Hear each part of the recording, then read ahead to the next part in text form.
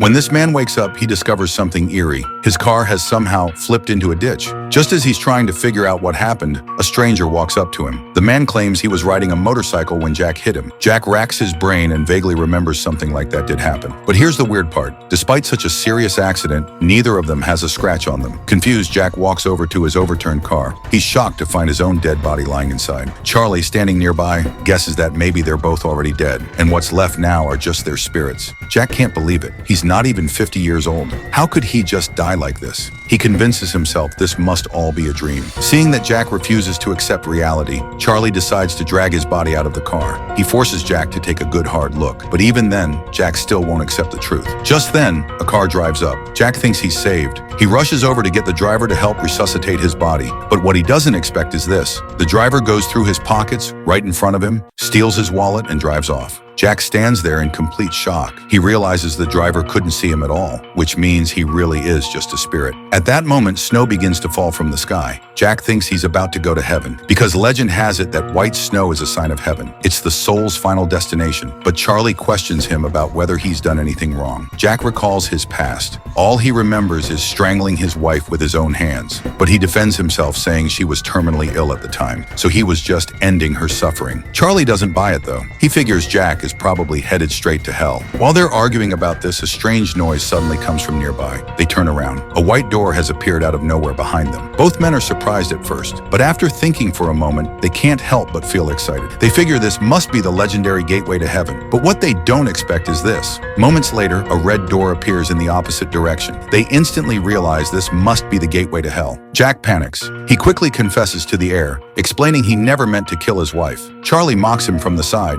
He's convinced Jack is definitely the one going to hell. With that, he heads toward the Heaven's Gate. Seeing this, Jack shoves Charlie aside and rushes through the Heaven's Gate himself. But nothing happens to Jack. Charlie bursts out laughing. Clearly, not everyone can enter heaven. He's certain that since two doors appeared, they must be going to different places. Jack is scared out of his mind. Charlie, on the other hand, is feeling pretty smug. After saying goodbye to Jack, he walks toward the Heaven's Gate. But what neither of them expects is this. When Charlie steps through the Heaven's Gate, nothing happens to him either. Thinking something must be wrong, he tries again, but the Heaven's Gate still doesn't respond. Charlie refuses to give up and tries multiple times, but the Heaven's Gate remains unresponsive. Charlie is completely stunned. Jack tries to convince him to accept reality, and at that very moment, a young girl suddenly appears nearby. She calls out, "Dad," to Charlie. Seeing the girl, Charlie's face instantly fills with panic.